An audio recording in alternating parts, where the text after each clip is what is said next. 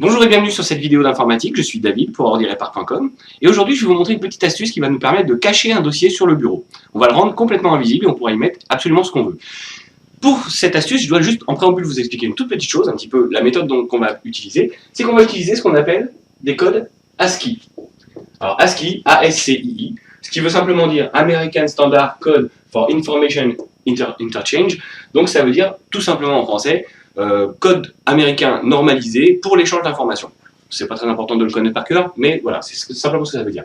Et ce type de codage va simplement permettre de symboliser par des nombres tous les caractères que vous voyez à l'écran. Les chiffres, les lettres, les parenthèses, les virgules, les points d'exclamation, etc. Tous les symboles sont représentés comme ça. Ils sont représentés sur un octet, c'est-à-dire qu'il y a 256 valeurs possibles, représentant donc 256 caractères possibles. Certains sont affichables, certains ne le sont pas.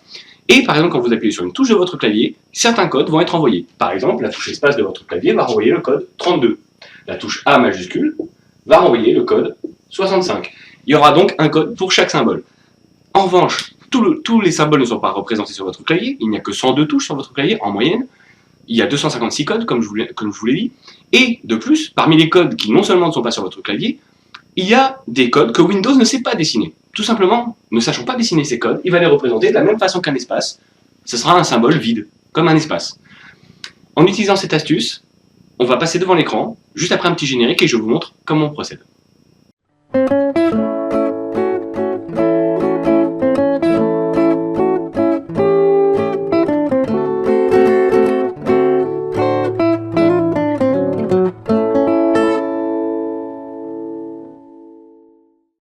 Nous voilà à présent devant l'ordinateur et on va pouvoir, comme je vous l'ai dit en introduction, créer un dossier qu'on va rendre complètement invisible sur le bureau de Windows. Donc pour créer un dossier, c'est très simple, je clique avec le bouton droit, je vais dans Nouveau, puis je sélectionne Dossier. Windows m'a créé un dossier et il attend de moi que je lui donne un nom. Pour taper quelque chose au clavier, bien entendu, à chaque fois que je vais taper une information, une touche, une lettre, bien entendu, la touche A par exemple, la touche A va envoyer vers l'ordinateur une information numérique qui est donc un code ASCII, correspondant à la lettre A. Windows va comprendre ce code, va savoir qu'il s'agit de la touche A, de la lettre A, et l'afficher en tant que A à l'écran. Je peux simuler des appuis sur les touches, sur le clavier, en envoyant moi-même le code ASCII que je souhaite envoyer par une combinaison, c'est-à-dire en maintenant la touche Alt du clavier enfoncée. Si je tape par exemple 65, j'envoie le code ASCII 65 vers l'ordinateur et donc vers Windows. Le code ASCII 65 correspond à la lettre A majuscule, comme je vous l'ai dit dans l'introduction. Imaginons maintenant que je lui envoie un code ASCII qui ne correspond à aucune des touches du clavier, et qui plus est un code que Windows ne sait pas afficher.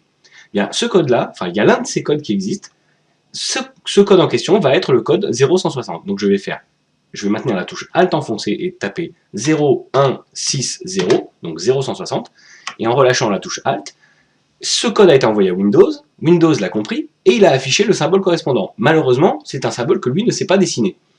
On croirait qu'il n'y a rien, et pourtant, si je sélectionne cette zone, il y a bien un caractère à cet endroit, qui n'est juste pas bien représenté par Windows, il n'y a rien. On croirait qu'il n'y a rien.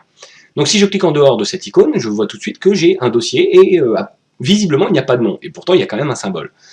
C'est bien, ce n'est pas tout, on va continuer. Le but du jeu est de rendre ce dossier complètement invisible, alors on va cliquer avec le bouton droit sur l'icône, puis dans le menu contextuel, on va choisir Propriétés. Et quand on va dans les propriétés d'un dossier ou d'un fichier, on a la possibilité d'aller dans l'un de ces onglets, et on a un onglet qui s'appelle Personnaliser. Et dans l'onglet Personnaliser, on va avoir une option très intéressante qui s'appelle Changer d'icône. Si je clique sur Changer d'icône, j'ai la possibilité, bien entendu, de choisir moi-même une icône de mon choix, qui serait, par exemple, dans mon disque dur, mais je peux, par exemple, utiliser les icônes déjà présentes dans le système. Et c'est ce que je vais faire. Donc je vais simplement faire défiler. Il y a énormément d'icônes, hein, donc je ne vous montre pas tout, mais bien entendu, si je vais jusqu'au bout, vous voyez qu'il y a énormément d'icônes. Et parmi les icônes les icônes qui sont déjà présentes, si je défile un petit peu, il y a certaines icônes qui ne représentent rien du tout. Si je prends par exemple la première icône qui ne représente rien, je la sélectionne en cliquant avec le bouton gauche, je clique sur OK, et je clique sur OK pour valider. Et à présent, l'icône a été changée en cette icône qui ne représente rien. J'ai donc un dossier avec une icône qui ne représente rien et un nom qui ne représente rien. Donc, complètement invisible sur le bureau de Windows. Si je passe la souris dessus, bien entendu, Windows étant Windows 7 en l'occurrence, me met une surbrillance sur le dossier, et ce dossier, si je double-clique dessus, c'est un vrai dossier. Je peux mettre tout ce que je veux à l'intérieur. Des photos, de la musique, des vidéos, du texte, absolument tout ce que je veux. Je peux par exemple créer un nouveau dossier. Je peux m'amuser à en plus dans ce dossier mettre quelque chose. Je peux revenir en arrière. Je peux m'amuser également à, je sais pas, par exemple, créer un nouveau document texte que j'appellerai Toto. Ça n'a pas d'importance. Je peux même le modifier, mettre ce que je veux dedans. Je ferme le document, j'enregistre. Voilà, donc mon dossier contient un fichier Toto, je peux l'ouvrir, il y a des choses dedans. Donc c'est un vrai dossier qui contient tout ce que vous voulez. On va maintenant pouvoir le fermer. Je sais maintenant que ce dossier se trouve ici. C'est un endroit qui est un petit peu trop facile d'accès, puisque tout le monde est susceptible de passer par là. Dès que je bouge la souris sur le bureau, je risque de passer par là. Admettons maintenant que je maintienne mon bouton gauche de la souris enfoncé et que je déplace cette icône. Alors on ne voit pas l'icône bien entendu se déplacer, mais on peut supposer qu'elle se déplace. Et que je la mette, admettons, sur un bord, pas tout à fait en haut parce qu'il y a la croix la plupart du temps des programmes. Je vais descendre un tout petit peu et je vais la relâcher par ici.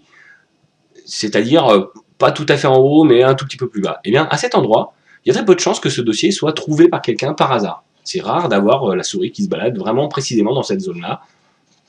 On peut assez facilement se balader sur l'écran sans tomber dessus. Et vous, bien entendu, vous savez que ce dossier est présent à cet endroit, vous pouvez directement y aller, double-cliquer dessus et faire ce que vous avez à faire dedans. On se retrouve dans le monde réel pour une petite conclusion.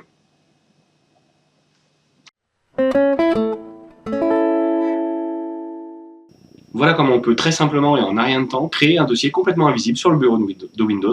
On crée donc un nouveau dossier, on le renomme en maintenant la touche Alt du clavier et en tapant 0160, qui est un caractère non affichable dans Windows, mais qui pourtant est bien présent et qui est tout à fait légal dans un nom de dossier. On change ensuite l'icône du dossier en cliquant avec le bouton droit, Propriétés, Personnaliser, et dans la partie Changement d'icône, on choisit une icône qui ne représente rien, et nous voilà avec un dossier complètement invisible sur le bureau. Et pourtant, c'est un vrai dossier dans lequel on peut mettre absolument tout ce qu'on veut, des photos, de la musique, des vidéos, des documents textes, tout ce qu'on veut. Et ce dossier-là, pour essayer de le rendre un tout petit peu moins facile d'accès, on peut essayer, par exemple, de le mettre dans un des coins de l'écran ou dans un endroit qui est peu accessible, ou du moins peu naturel d'accès sur le bureau. Néanmoins, ce n'est pas une vraie solution de sécurité. Votre dossier n'est pas totalement à l'abri. Il se peut que quelqu'un tombe dessus par hasard. Ce n'est pas une vraie méthode, bien entendu. C'est juste une petite astuce qui peut être amusante et puis surtout qui peut faire la blague, si on veut faire une blague à quelqu'un, juste pour rigoler. Bon, ne faites pas trop de bêtises quand même, parce qu'après, il faut remettre les choses en état. C'est pas toujours très drôle. Donc voilà, c'était David pour ordirepart.com. J'étais heureux de vous présenter cette petite astuce et j'espère vous revoir pour la prochaine vidéo.